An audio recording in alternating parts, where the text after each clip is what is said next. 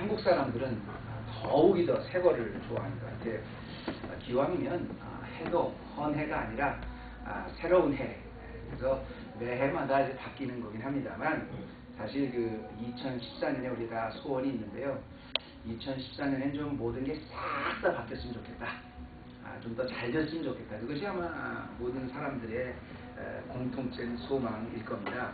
그래서 우리도 2014년 지금 예배를 드리고 있습니다만 2014년의 이 새해를 통해서 우리에게 바라는 소망이 있다면 좀 그 새해에 완전히 바뀌어서 좀 우리가 바라는 대로 됐으면 좋겠다. 이런 기대를 합니다. 근데 제가 오늘 사실 컬럼에도 썼지만 우리가 변한다는 것은 그런 것 같아요. 새해 싹 바뀐다는 것은 이제 우리가 기대는 그렇게 하지만 정말로 변한다는 것은 사실 2014년이 됐기 때문에 바뀐다는 건 별로 의미가 없는 것 같아요. 왜냐하면 어차피 우리가 2013년에도 2012년에도 아니 우리가 1900년도에도 항상 매 새해가 될 때마다 언제나 우리가 바뀌는 것에 기대는 했습니다. 더구나 또 2014년이 지금 된다고 하지만 또 연말이 돼서 2015년이 되고 2017년이 되고 2050년이 돼도 3000년이 돼도 매해마다 새해는 다가옵니다. 그러니까 어떻게 보면 새해라고 해서 새 것이 아니라 그냥 쭉 있어 왔던 하나님이 천지를 창조하신 이후에 있어 왔던 일과일 뿐이죠. 그런데도 우리는 새해 그러면 연도가 바뀌니까 새해마다 좀 소망이 좀 바뀌었으면 좋겠다. 이런 기대를 막연히 하죠. 제가 무슨 이렇게 목사로서 센스가 없어서 아니 그걸 누가 모릅니까? 그래도 이렇게 새해에 기분이라는 게 있고 새해 소원이라는 게 있는데 목사님께 찬물을 쫙 던지시니까 이렇게 보시는 분도 있을 거예요. 제가 그런 어떤 그 분위기를 몰라서 이런 눈치 없는 소리를 하는 건 아니고요. 또 제가 목사로서 가장 중요해야 될, 가장 조심해야 될 부정적인 시각, 좀 이렇게 뭐든지 좀 이렇게 좀 들뜬 분위기 긍정적으로 가야지 이렇게 삐딱하게 보면 안 됩니다. 제가 그걸 몰라서도 아닙니다. 또 그렇게 눈치 없는 목사라서도 아니고 우리가 분명히 이 시점에서 생각해 봐야 될 게 뭐냐면 2014년에 첫 주일을 맞이하는 이때 제가 여러분에게 이것 먼저 선언하고 여러분에게 말씀을 증거합니다. 새해는 결코 우리의 속사람이 변해서 하나님이 나를 새롭게 만들어 주시지 않은 한, 내 자신이 변하지 않는 한 그냥 단순히 2014년이 되는 건 아무런 의미가 없다는 겁니다. 그래서 제가 정말 서해의 소망은 좀 이랬으면 좋겠어요. 새해에는 뭐가 좀 이루어졌으면 좋겠다. 내가 좋은 잡을 잡았으면 좋겠다. 내가 학위 합격했으면 좋겠다. 돈이 많았으면 좋겠다. 다 그만두고 새해에는 내가 하나님이 정말 나를 새롭게 해주시는 그 역사를 체험해봤으면 좋겠다. 성령 안에서만 새 것이 있어요. 오늘 우리 같이 노래 불렀지만 해 아래 새 것이 없어요. 2014년 아니라 2200년이 지나도요. 다 있었던 것이 지나갈 반복일 뿐입니다. 여러분 정말 새해의 소망이 있으십니까? 그럼 주님 안에서 새로워지십시오. 우리가 변하면 주님이 우리를 새롭게 변하시면 2014년의 꿈은 꿈이 아닙니다. 현실입니다. 그러나 우리가 변하지 않는 새해는 아무런 의미가 없다는 거죠. 그런 의미에서 제가 오늘 이 선교의 말씀인 마태복음 28장 16절에서 20절까지 말씀을 오늘 새해 첫 주일에 여러분에게 도전을 드리는 말씀으로 잡았습니다. 왜냐하면요, 이 말씀 우리가 너무 잘 아는 말씀이에요. 그래서 오늘 제가 특별히 오늘 말씀은 제가 파워포인트에다가 좀 이렇게 다들 보시라고 이렇게 같이 읽지 않고 파워포인트를 같이 한번 처음으로 합독을 했죠. 이 이유가 뭐냐면 2014년 첫 주에 맞이하는 마태복음 28장 16절에서 20절까지 말씀은 우리가 다 선교적인 말씀으로 알고 있습니다. 예수님이 부활하시기 전에 너희는 가서 모든 족속으로 제자를 삼아 아들과 아버지와 성령의 이름으로 세례를 주고 내가 분부한 것은 모든 것을 가르쳐 지키게 하라. 내가 세상 끝날까지 너희와 함께하리라. 이 말씀을 가지고 이제 선교적인 도전을 받습니다. 그리고 이 말씀이 왜 선교적인 도전입니까? 이렇게 말씀하면 사람들은 이렇게 얘기해요. 예수님의 마지막 명령 아닙니까? 네, 맞습니다. 예수님의 마지막 부탁 아닙니까? 맞습니다. 그러나 단순히 마지막 부탁이고 마지막 명령이기 때문에 이 선교의 사명을 잘 감당해야 됩니다. 우리가 이렇게 생각하고 있지만 사실은 이 말이 왜 나오게 됐는지, 예수님이 이 말씀을 주실 때 어떤 의도를 있는지, 또는 한편 더 나아가서 이 마태복음 16장, 아니 28장 16절에서 20절까지의 이 말씀은 과연 신학적으로 어떤 의미가 있길래 이게 선교적으로 중요한 말씀인가, 여기에 대한 깊은 이해를 해야 사실 우리에게 이 말씀의 뜻이 다가온다는 거죠. 사실 선교라는 것을 막연히 예수님의 마지막 명령이라는 차원에서만 바라볼 것이 아니라요, 이 말씀을 보면서 우리가 오늘 좀 깨달아야 될 것이 있는데, 저희 교회 창립 목표가 뭐죠? 제가 2013년 쭉 주보에 여러분이 1년 동안 기억하시라고 줬던 창립 목표가 주님과 동행하는 교회입니다. 주님과 동행하는 교회. 그래서 2013년에 여러분 주님과 동행 많이 하셨어요? 예, 주님과 더 가까워지셨어요? 다 가까워지셨을 거라고 제가 생각을 하고요. 2014년에 그 목표를 제가 주님을 증거하는 교회라고 이렇게 잡았습니다. 그 이유는 뭐냐면 우리가 정말 주님과 가까워졌고 몰랐던 주님을 알고, 내가 옛날엔 몰랐는데 내가 에클레시아였었구나, 내가 바로 교회였었구나를 깨달으면 나의 머리 대신, 나의 주인 대신 주님이 정말 원하시는 것이 무엇일까를 해드리는 해가 됐으면 좋겠어요. 들어드리는 해가 됐으면 좋겠어요. 그래서 제가 2014년에 목표를 주님을 증거하는 교회로 이렇게 바꿨습니다. 우리 헤브론 교회의 목표는 주님과 동행하는 교회입니다. 정말 주님과 동행하는 사람이면 우리의 주인 대신 에클레시아, 나를 교회로 만들어주신 우리 주님이 진정으로 원하시는 것이 무엇인가, 그것이 오늘 주신 말씀이에요. 너희는 가서 모든 족속으로 제자를 삼아 아버지와 아들과 성령의 이름으로 세례를 주고 내가 너에게 분부한 모든 것을 가르쳐 지키게 하라. 볼지어다 내가 세상 끝날까지 너와 함께 하리라. 이게 주님께서 우리에게, 교회된 우리에게 주신 마지막 명령이었습니다. 그래서 우리의 삶은 2014년뿐 아니라 주님 모실 때까지 정말 주님이 원하시는 것을 해야 되는데, 그건 뭐냐면 주님을 증거하는 겁니다. 이 주님을 증거한다는 것이 무엇인가? 즉 다시 말하면 우리가 알고 있는 선교라는 것, 복음을 증거한다는 것, 이게 뭔가, 그리고 왜 주님이 이 말씀을 주셨는가, 오늘 몇 가지로만 좀 생각했으면 좋겠는데요. 주님을 증거하는 교회, 헤브론 교회 2014년에 이 말씀이 여러분의 일생의 비전 스테이트먼이 되기를 원합니다. 첫째로 주님을 증거하는 교회라는 건 결국 주님의 언약을 충실히 받든다는 뜻입니다. 주님을 증거한다 이퀄 언약에 충실하다는 거예요. 우리는 선교라는 것을 그냥 뭐라고 받아들이냐면 단순히 그냥 주님이 마지막으로 우리에게 부탁하신 명령, 제자들에게 부활하시기 직전에 주신 마지막 부탁, 이 정도로 알고 있습니다만 사실은 선교는 그런 게 아닙니다. 그 정도가 아닙니다. 이 성경 전체를 통해서 주님이 우리에게 주신 언약이 있는데 그 언약 중에 하나가 이 선교입니다. 그런데요, 여러분 재밌는 말을 제가 보면 이제 구약을 이제 뭐 옛날 언약이라고 하고 신약을 이제 요즘 언약이라고 합니다만, 그래서 이제 성경 전체를 한마디로 말하면 이제 언약이다 이제 이야기를 합니다만, 이 예수님이 이 말씀을 주셨을 때 그냥 주시지 않으셨어요.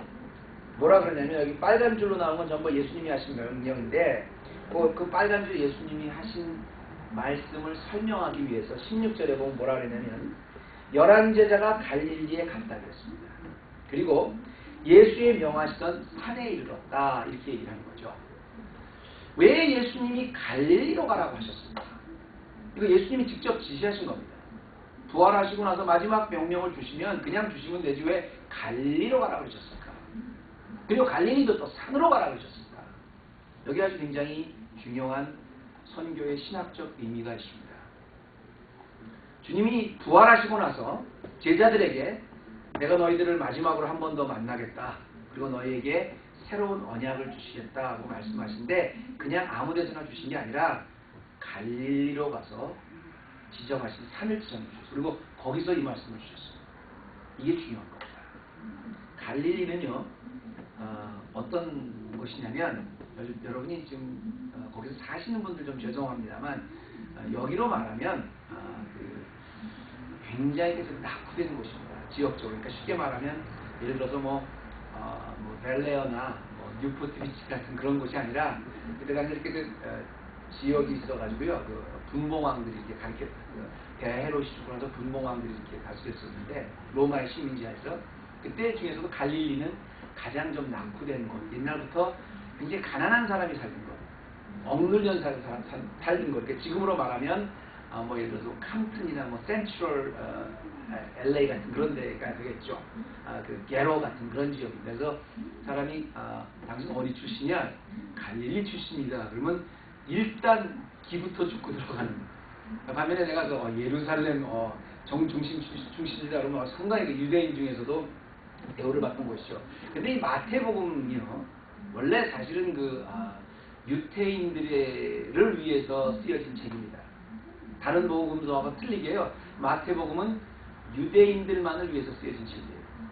그래서 마태복음에서 예수님을 기록하고 있는 그 사건 하나하나를 다 보면 언제나 사건이 끝나고 나서 뒤에 뭐라 그러냐면 선지자가 이르되, 옛날에 기록되었듯이 계속 그런 말이 구약 성경을 마지막으로 인용을 합니다. 그 이유는 뭐냐면 마태복음의 목적 자체가 예수 그리스도가 니네들이 그토록 기다리던 메시아다, 선지자가 기록됐던 그 메시아다라는 걸 증거하기 위해 목적으로 마태복음이 쓰여진 거예요. 그렇게 한번 생각해 보세요. 모든 독자들이 다 유대인들입니다. 그리고 유대인들에게 이런 예수님은 니네들이 여태까지 기다렸던 그 메시아다 라는 것을 증거하기 위해서 쓰여진 책이 마태복음인데, 이 마태복음만이 유일하게 예수님께서 이 마지막 명령을 주신 곳이 갈릴리로 가셨다는 말을 전합니다. 이건 무슨 의미가 있겠습니까? 바로 이제 복음이라는 것은, 예수님이 마지막 주실 복음은 너희 유태인들뿐 아니라 가장 유태인들 중에서 소외됐다고 하는 그 유태인 중에 이방 땅이라고 하는 갈릴리에서 이 새로운 언약을 주심으로 바로 이제 나를 넘어서 주의를 넘어서 온 세계를 넘어서 주님의 마지막 명령이 선교하라는 그런 명령이라는 것을 말하는 거죠. 반면에 갈릴리에서 그냥 갈릴리가 아니라 산으로 가라 그랬거든요. 이 산이라는 건 뭐냐면, 아까도 말씀드렸지만 성경 전체의 역사를 쭉 보면 이 성경 전체의 주제는 한마디로 언약입니다. 언약인데요, 이 언약이 뭐냐면 하나님께서 이 처음에 아담과 하와를 창조하시고 제일 먼저 세워주셨던 게 언약입니다. 너 여기 있는 거 마음껏 다 먹어. 근데 동산 중앙에 있는 실과는 따먹지 마. 하나님 최초로 세워준 언약이에요. 근데 그걸 누가 깼어요? 사람들이 깼습니다. 하나님께서 죄를 짓고 쫓겨난 사람들이 또 타락을 하니까 하나님이 이제 물로 싹 심판을 하셨어요. 그리고 노아와 그 8 가족들만 살려주셨습니다. 그리고 제일 먼저 해주신 게 뭐예요? 언약입니다. 내가 다시는 물로 세상을 심판하지 않겠다. 그리고 아브라함이 등장합니다. 너 아브라함아, 내 아내가 아니죠, 내 아들을 바쳐라. 그래서 아브라함과 뭘 맺어주셨어요? 내가 너의 자손을 하늘의 별과 같이 땅의 모래와 같이 많게 해주라. 언약을 맺어주셨습니다. 모세를 부르십니다. 모세를 불러서 하나님께서 율법을 주시고 이스라엘의 살 길과 이스라엘이 죽을 길을 앞으로 복과 저주의 길을 만들어 놓으셨어요. 뭘 주셨어요? 언약을 주셨습니다. 그 전부 다 성경은 언약이에요. 중요한 것은 그 언약을 다 어디서 주셨는지 아십니까? 산에서 주셨어요. 호렙산에서 주셨어요. 아라랏산에서 주셨어요. 모리아산에서 주셨어요. 전부 다 그 언약을 산에서 맺어 주셨어요. 그런데 그 모든 언약, 그리스도 안에 있고 하나님 안에 있기만 하면 되는 그 언약을 누가 다 어겼냐면 계속 사람들이 어겼어요. 그래서 하나님 사람들이 벌을 받고 그 언약을 다시 또 갱신하셔서 다시 세워주시고 다시 세워주시고 다시 세워주시다가 이제 예수님이 십자가 지시고 부활하심으로 모든 언약이 다 이루어졌어요. 그리고 하늘로 승천하시기 전에 마지막으로 한 번 더, 세상이 끝나기 바로 직전에 한 번 더 얻으신 언약이 바로 오늘 마태복음 28장 16절에서 28절까지의 말씀입니다. 너희는 가서 모든 족속으로 제자를 삼아 아버지와 아들과 성령의 이름으로 세례를 주고 내가 분부한 모든 것을 지키게 하라. 보라, 세상 끝날까지 내가 너희와 함께 하리라. 이것이 주님이 승천하시기 바로 직전에 제자들뿐 아니라 온 인류에게 맺어주신 마지막 언약입니다. 그런데 이 언약이 깨지면 어떻게 돼요? 이 언약이 깨졌다. 그럼 어떻게 돼요? 주님 오시는 거죠. 그러니까 우리들은, 교회된 우리들은, 우리 자신이 다 교회인데, 교회들은 우리가 살아있는 동안에 한 가지만 기억하면 돼요. 우리가 살아있는 목적이 뭐냐면 주님 드러내고 주님 증거하고 주님 끝까지 선포하다, 선교하다 가다가 우리의 생명 다하는 것, 이게 주님과 맺어진 언약입니다. 우리가 살아있는 목적도 사실은 이 언약을 지키기 위해서 있는 거예요. 단순히 그냥 주님의 명령이기 때문에 우리가 선교를 하는 게 아니에요. 단순히 주님의 명령이기 때문에 전도를 하는 게 아니라는 말씀입니다. 선교란 주님을 드러내는 것, 주님을 증거하는 것은 주님과 우리가 맺어주신 마지막 언약이에요. 이 언약이 깨지면 사실 의미 없죠. 삶의 희망 없죠. 우리 2014년에 우리의 목표가 주님을 증거하는 교회인데요. 마지막으로 그냥 아무 데서나 가라지 않고 갈릴리로 가라고 주셨어요. 그리고 산에서 억압과 눌림의 상징인 도시인 이 갈릴리, 것도 산에서 이 언약을 주셨는데, 우리가 2014년에는 정말 주님이 증거하는 해가 됐으면 좋겠습니다. 거기에 획기적인 해가 됐으면 좋겠습니다. 우리 삶의 목표가 바뀐 해가 됐으면 좋겠습니다. 두 번째로 이 주님을 증거한다는 것은 뭐냐면 근본적으로 우리 삶이 바뀌는 거예요. 새롭게 되는 거예요. 우리가 오늘 그 새롭게 하소서라는 찬송을 불렀습니다만, 근본적으로 이제 우리가 삶이 어떻게 새롭게 되느냐, 우리가 가는 방향이나 모든 가는 우리 위치 이런 게 어떻게든 새롭게 되냐, 바로 주님이 새롭게 맺으신 언약을 이해할 때 새롭게 됩니다. 그러니까 쉽게 말하면 전인격적인 변화가 언제 일어나냐면 바로 이 명령을 지킬 때, 이 언약을 지킬 때 일어날 거예요. 우리가 에클레시아라고 했는데요. 저는 새해에 서두에도 말씀드렸고 컬럼에도 말씀드렸지만 진짜 2014년이 됐기 때문에 무언가 변하겠지, 이런 건 우리 없었으면 좋겠어요. 정말 우리의 인격이 전 인격이, 우리의 삶이 근본적으로 다시 변했으면 좋겠어요. 어떻게? 주님의 언약을 지킬 때. 일대 삶의 근본이 변하는 거죠. 여기 보면 참 중요한 말씀이 나오는데 18절에 뭐라 그러시냐면, 예수께서 나와 일러 가라사대 하늘과 땅의 모든 권세를 내게 주셨으니, 이렇게 말합니다. 여러분, 이 말씀이 굉장히 중요한 말씀입니다. 영어로는요, Then Jesus came to them and said, All authority in heaven on earth has been given to me. 이렇게 말한다는 거죠. 그러니까 모든 하늘과 땅의 권세가 내게 왔다, 이런 말씀 주셨는데요. 제가 아까 말씀드렸지만 갈릴리라는 곳은 굉장히 낙후된 곳입니다. 갈릴리 사람들이 일단 무시하고 들어갔어요. 그런데 중요한 것은 그 갈릴리에서 주신 이 마지막 언약, 갈릴리 사람들, 유태인들에게, 모든 유태인들에게 조차 경멸받던 이 갈릴리에서 주신 이 말씀을 누가 주셨냐면 예루살렘의 대제사장이 준 게 아닙니다. 그때 당시에 가장 힘이 있었던 로마의 황제가 준 게 아닙니다. 하늘과 땅의 모든 권세를 가진 이가, 비록 갈릴리라는 땅이었지만 산에서 이 말씀을 주신 이가 예수 그리스도가 주신 거예요. 그랬기 때문에 제자들이 삶이 완전히 변할 수가 있었던 겁니다. 여러분 생각해 보세요. 이 제자들이 대부분 다 갈릴리 출신이었었거든요. 평범한 사람 중에서도, 특별히 이제 유대인 중에서도 무시받는 계층이었었는데, 그 중에서 어부, 세리, 그렇죠? 또 물론 이제 열심당원 그 유다 말고요, 가론 유다 말고 셀로진 유다, 이렇게 쉽게 말하면 요즘은 테러리스트 이런 사람들로 구성됐던 사람들이 예수님 제자들입니다. 그보다 갈릴리 출신이에요, 대부분 다. 그럼 한번 생각해 보십시오. 이 사람이 뭐 어디 나가서 복음을 증거해요. 갈릴리라는 지역 넘어가면요 알아주지 않습니다.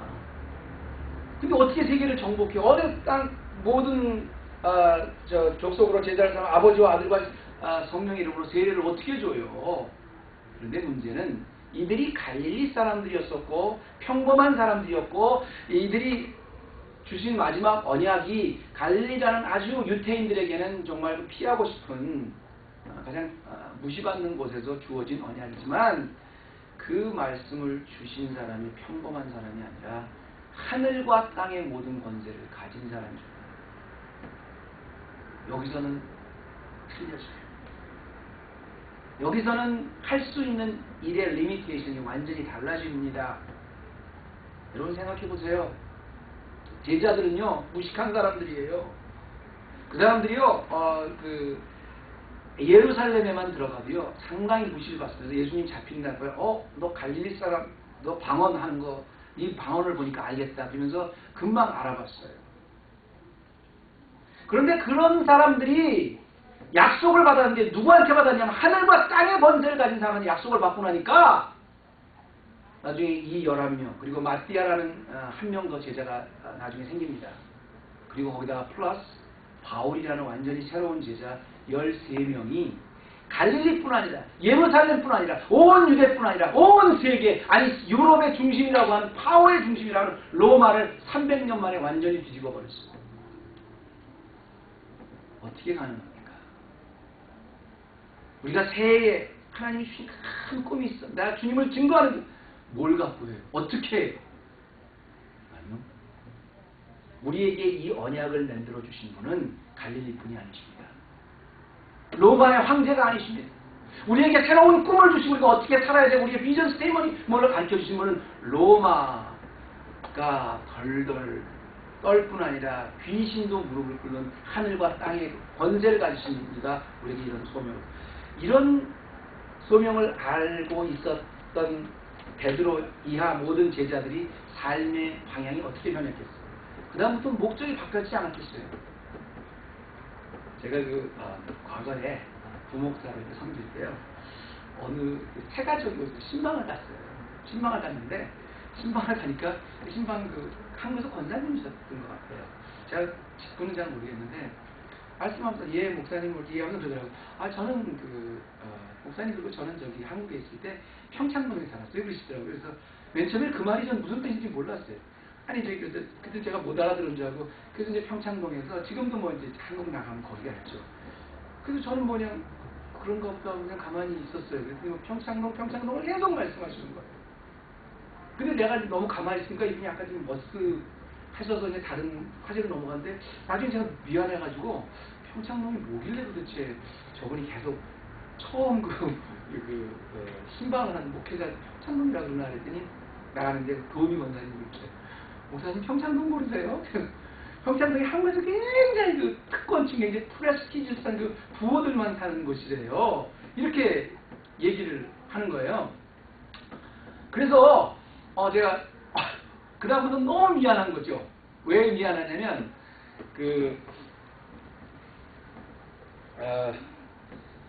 너무 미안한 거죠. 왜 제가 미안하냐면 제가 좀 그걸 알았으면 그러셨어요. 굉장히 부천에 사셨네. 알았을 텐데 제가 그걸 못 알아봤다는 거죠. 그래서 제가 가면서 이런 생각을 했어요. 오늘 말씀드린 갑자기 그 예화가 생각이 나는데 여러분 평창동이라는 데가 정말 잘 사는 사람들이 사는 곳이래요. 그런데 저같이 미국 와서 지금 몇십 년 살다 보니까 나라만 하나 바뀌어도 거기가 어딘지 몰라요. 우리가 맨날 새해의 꿈내면 뭐예요? 오늘은 내가 게로에 살지만 벨레에 가서 살겠다. 화장실 2개짜리 집에 살지만 지금 기어이 새해에는 하나님 화장실 4개짜리 집에 살게 주십시오. 내가 옛날에 저 아주 산골 동네 살았지만 이제 평창동에 살겠다. 이런 게 우리 새해의 꿈이 된다면요. 2014년 아니라 아무리 많은 시간이 지나도 새해는 절대로 새로워지지 않습니다.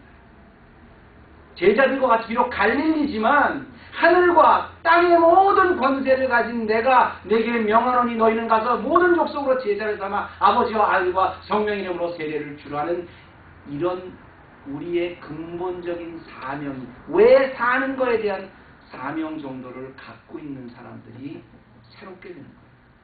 그게 새로워지는 역사가 있는 거예요. 거기 인생의 근본적인 변화가 일어나는 거예요. 이래서 우리의 2014년의 목표가 주님을 증거하는 거입니다. 한 가지만 더. 주님을 증거하는 교회라는 것은 결국 제자를 삼는 교회다. 그런 뜻이에요. 주님을 증거한다. 그건 제자를 삼는다. 여기 나오는데요. 19절에 보면 그러므로 너희는 가서 모든 족속으로 제자를 삼아 아버지와 아들과 성령의 이름으로 세례를 주고 내가 너에게 분부한 모든 것을 가르쳐 지키게 하라. 볼지어다 세상 끝날까지 너희와 항상 함께하리라 하시니라. 아주 긴 문장으로 되어 있습니다. 그런데 여러분 아들과 아버지와 성령의 이름으로 세례를 주고 너에게 모든 것을 지키게 하고 볼지어다 세상 끝날까지 너희와 함께하리라. 이 모든 말씀은 제일 먼저 가장 중요한 동사 어디에 걸리는 건지 아십니까?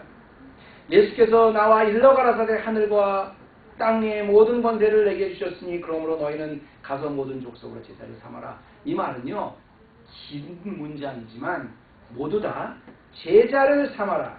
Therefore go and make disciples of all nations, baptizing them in the name of the Father and of the Son and of the Holy Spirit. 이란 모든 말은 make the disciple이라는 동사에 걸리는 말입니다.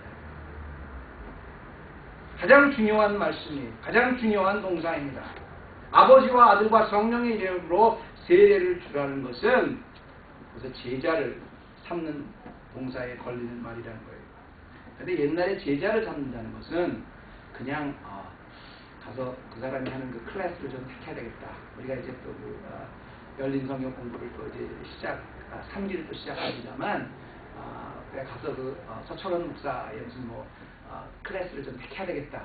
이런 게 제자가 제자라는 건 뭐냐면요. 옛날에 제자를 삼다 그러면 내가 그 사람한테 찾아가서 그 사람에게 무릎을 꿇고 나를 좀 제자로 받아주십시오.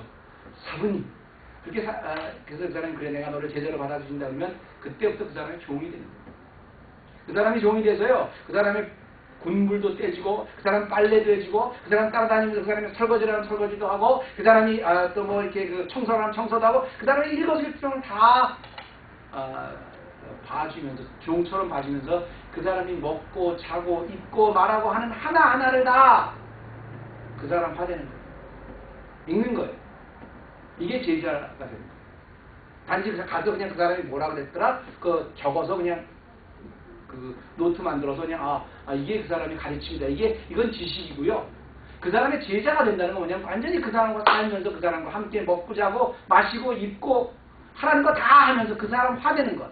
이게 제자가 되는 거예요. 그래서 우리가 크리스찬 그러면 그냥 단순히 그리스도를 믿는 사람이 아니라 그리스도를 따르고 그리스도와 같아지고 그리스도의 편이 돼서 그리스도가 하라는 대로 다 하는 사람, 흉내내는 사람이 이게 그리스도예요. 그래서 우리가 보통 영어로 I believe Jesus 그러지 않습니다. I believe in Jesus 그럽니다. 영어의 believe와 believe는 완전히 틀린 뜻이에요. 예수 그리스도를 믿는다는 건 예수 그리스도의 제자가 된다는 거예요. 너희는 가서 모든 족속으로 제자를 삼아 라는 말은 아버지와 아들과 성령 이름으로 세례를 주라 이 말은 뭐냐면 모든 족속이 다 너화하라는 거예요. 좋은 말씀이죠. 굉장한 말씀이죠. 예수님이 어떻게 사셨어요? 철저하게 남의 입장에서 우리들의 화돼서 우리들을 위해서 사셨어요. 그렇게 하라는 거예요. 단순히 이 말씀을 선교적 메시지니까 우리가 선교비가 작년에 뭐 10%였는데 올해는 20%로 20%니까 나중에 70%, 80% 선교비를 올리고 그 다음에 선교를 하니까 우리가 몇 명 전도했는가 이런 게 전도가 아니고 이런 게 선교가 아니에요. 우리의 일생을 통해서 내가 말한 말 한마디, 내가 가는 곳, 장소 한 곳, 내가 사귈 때 사람과 사귀는 모든 인격 하나하나 전부 다 나를 보고 예수 그리스도를 증거하는 저 사람을 통해서 예수 그리스도의 향기가 나는구나. 내가 일하는 장소에서 공부하는 장소에서나 가족에서나 어디에서나 말 한마디 행동 하나 생각 하나하나까지 다 예수화되라는 겁니다. 예수를 드러내라는 겁니다. 이게 성경입니다.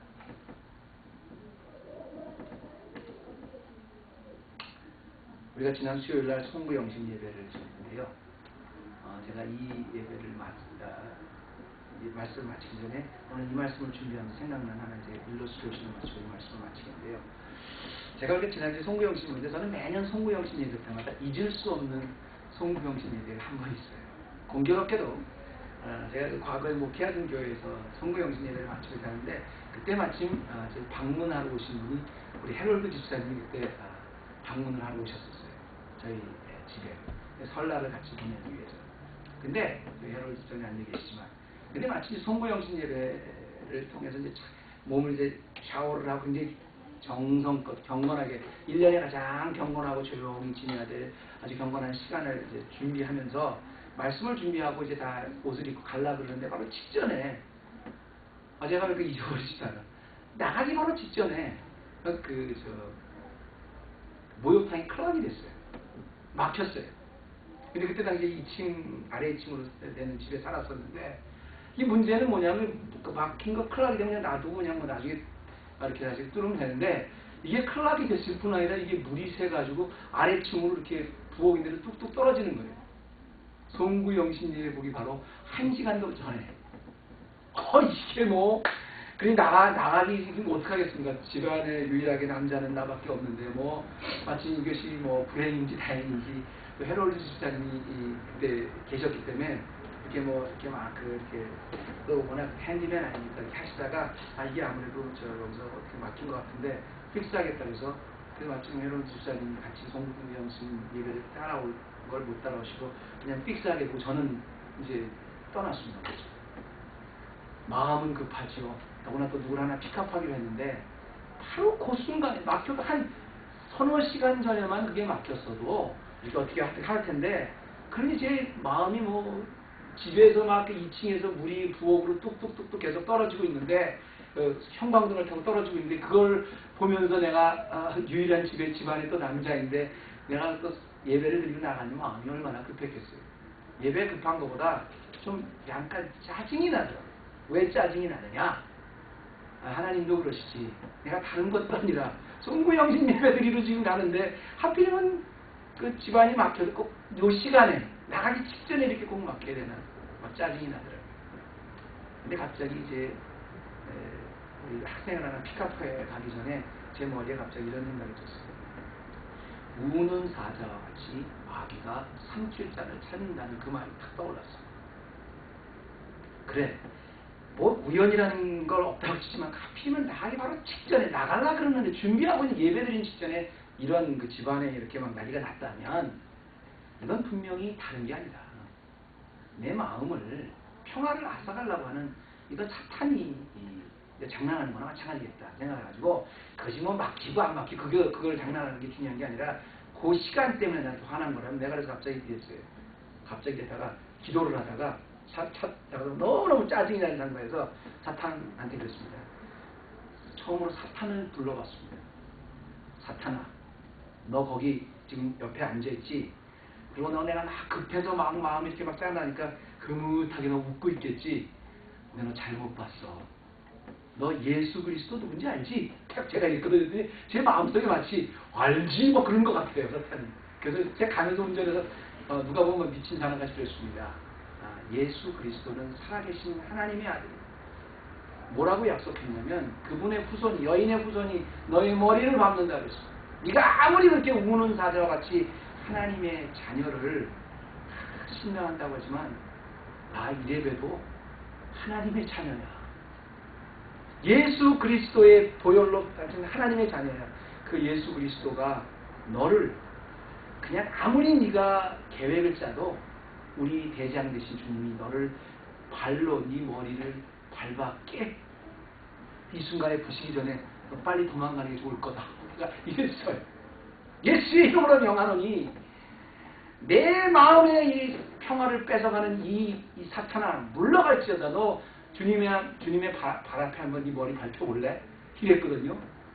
희한하게 사실 좀 웃기겠지만 희한하게 그 말을 하고 났는데 마치 집안에 아무 일도 없었던 것처럼 제 마음에 너무너무 평화가 있어요.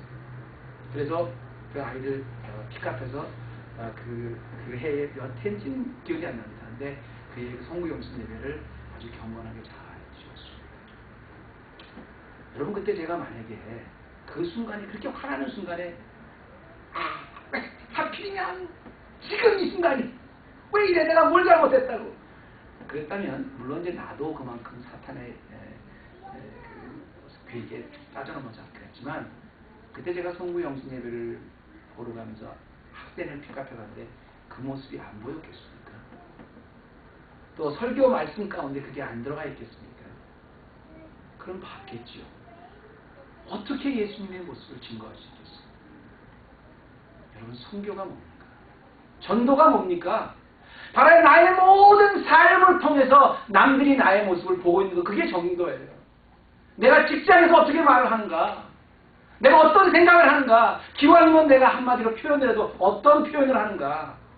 내가 어떻게 살고 있는가? 무엇을 위해 사는가? 내 친구들이, 내 직장 동료들이, 내 형제들이, 내 자녀들이, 내 부모들이 다 보고 있습니다. 그게 증거입니다. 바라고 원하는 것은 2014년을 통해서 예수님의 마지막 언약인 이 마태복음 28장 말씀을 통해서요. 정말 우리가 도전을 받아서 우리의 삶이 마음껏 모든 사람들이 나 삶을 통해서 나의 삶을 통해서 주님을 바라보고 주님이 증거될 수 있는 내 모습을 통해서 주님의 그림자를 볼 수 있는 그런 축복된 한 해가 아니 내 일생이 되시기를 주님의 이름으로 기도하십시다. 하나님 감사합니다. 오늘도 우리가 말씀을 보고 새로운 도전을 받아봅니다.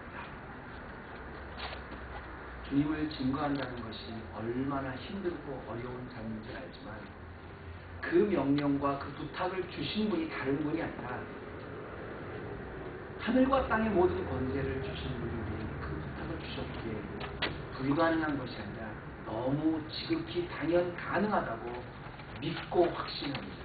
2014년에 우리 헤브론 교회는 주님의 이 마지막 언약을 깨는 것이 아니라 잘 받들고 간직하고 실천해서 정말 주님의 모습이 우리 헤브론 교회를 통해서 드러날 수 있는 모든 세상 사람들이 다 보고 주님의 그림자를 볼 수 있는 그런 주님을 증거하는 교회 되게 하도록 주시옵소서.